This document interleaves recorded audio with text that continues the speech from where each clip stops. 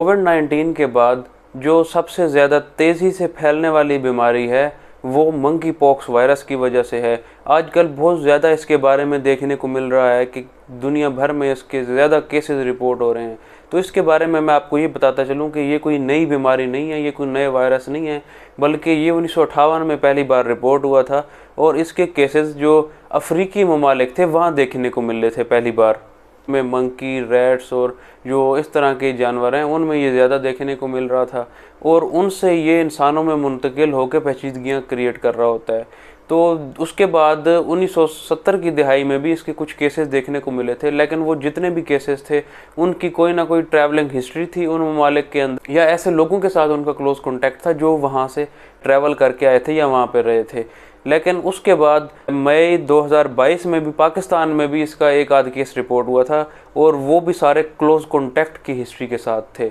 लेकिन तशवीशनाक बात यह है कि आजकल के दिनों में दुनिया भर में इसके बेशुमार केसेस देखने को मिल रहे हैं, लेकिन उनमें ज़्यादातर केसेस ऐसे हैं जिनकी कोई भी ट्रैवलिंग हिस्ट्री नहीं है और उन लोगों में भी ऐसे केसेस देखने को मिल रहे हैं।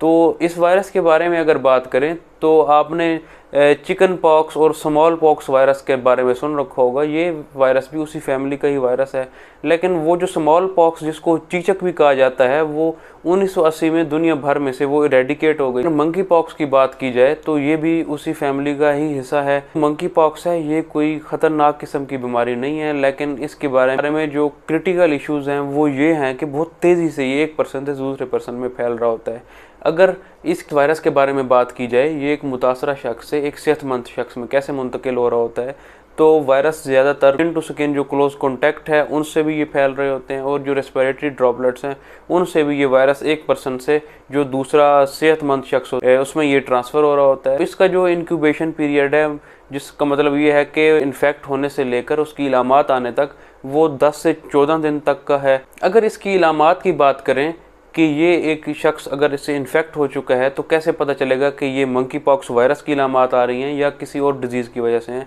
क्योंकि और भी काफ़ी ऐसी बीमारी हैं जिनसे इसको कंफ्यूज कर दिया जाता है। उनमें कुछ और वेरिसीला और जो हर्पीज़ इन्फेक्शंस हैं उसमें भी काफ़ी ऐसे छाले जिस्म के ऊपर देखने को मिलते हैं जो कि इससे काफ़ी हद तक मुमासलत रखते हैं। तो अगर इसकी बात की जाए मंकी पॉक्स में, तो ये पहले मुंह के अंदर इसके छाले बनते हैं इसकी वजह से, उसके बाद बाकी चेहरे पे कुछ बन जाते हैं और उसके बाद बाजुओं पे, हाथों की तलियों के ऊपर और पाँव के ऊपर इसके वजह से छाले बनने लग जाते हैं और ये सारे जिस्म पे फैल जाता है। इसकी जो छाले हैं पहले वो ब्लिस्टर्स की शक्ल इख्तियार करते हैं जिसमें पानी भर जाता है। दूसरी जो इसकी स्टेज होती है वो पोस्ट्यूल्स की स्टेज होती है जिसके अंदर पस बन जाती है उन छालों के अंदर। तो अगर इस वक्त कोई ऐसा शख्स जो कि क्लोज कॉन्टैक्ट में होगा किसी एक हेल्दी पर्सन के साथ, तो इसमें बहुत ज़्यादा रिस्क है कि वो जो दूसरा पर्सन होगा सेहतमंद इससे मुतासर होगा।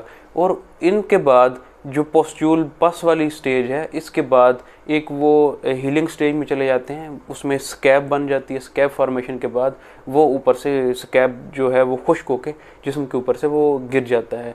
तो ये जितनी भी ये स्टेजेस हैं ये बहुत ज़्यादा पेनफुल कंडीशन होती है। उसके अलावा एक सवियर किस्म की ख़ारिश जिसको हम इचिंग कहते हैं जिस्म के ऊपर, वो सारे जिस्म के ऊपर हो रही होती है और साथ बुखार की इलामात बहुत ज़्यादा देखने को मिलती हैं। जिस्म में पट्ठों में शदीद खिंचाव और दर्द की कैफियत होती है और सवियर किस्म का हेडेक भी इसमें साथ हो रहा होता है।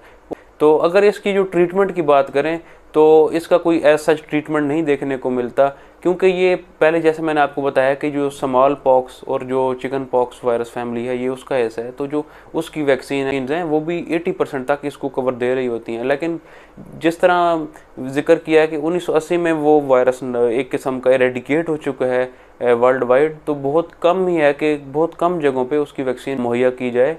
इसके अलावा जो इसकी सिम्टोमेटिक ट्रीटमेंट है, जो भी इलामात पेशेंट में देखने को मिल रही होती हैं, तो उन इलामात को उस तरह ट्रीट किया जाता है। कोई ऐसा मरीज़ जो कि इसकी वजह से इन्फेक्ट हुआ हो और उसकी बीमारी अगर ज़्यादा वो शिद्दत इख्तियार कर जाए तो उसमें कुछ एंटीवायरल ड्रग्स हैं अनयूजुअली तौर पे उन पेशेंट्स को दी जाती हैं, जिनमें सीडोफोविर के नाम से ड्रग्स आती हैं। तो कुछ इनकी वजह से टॉक्सिटी भी हैं, ये कोई सेफ़ जोन में ये ड्रग्स नहीं है। तो इसलिए ऐसी सीवियर कंडीशन हो जाए जिसमें इन एंटीवायरल ड्रग्स का देना ज़रूरी है तो ही पेशेंट को ये हम ड्रग्स प्रेफर करते हैं। वैसे अमूमी तौर पर ये ड्रग्स पेशेंट को नहीं दी जाती। अगर बात की जाए कि एक पेशेंट अगर इससे इन्फेक्ट हो चुका है तो वो कितने दिनों बाद इससे रिकवर करेगा। तो इससे रिकवरी का जो टाइम है वो भी मिनिमम 2 हफ्ते हैं। 2 हफ्तों के बाद जितने भी ये स्टेजेस हैं उनसे पेशेंट गुजर के रिकवर हो चुका होता है और सिम्टोमेट्रिक ट्रीटमेंट के साथ साथ वो काफ़ी बेहतरी भी उसमें देखने को मिल रही होती है। तो कोशिश यही की जाए कि ज़्यादा से ज़्यादा इसके बारे में अवेयरनेस दी जाए ताकि लोग बर वक्त इसकी इलामात को देखते हुए अपने किसी करीबी डॉक्टर के पास जाएं और इसका वो अच्छे तरीके से तशख़ीस और इसके जो इलाज उनको बताया जाए उसके वो फॉलो कर सकें। और कोशिश ये करें कि अपनी तरफ से कोई भी सेल्फ डायग्नोज ना बनाएं ताकि लीडिंग इन्फॉर्मेशन मिल रही होती है वो भी और ज़्यादा प्रॉब्लम क्रिएट कर रही होती है।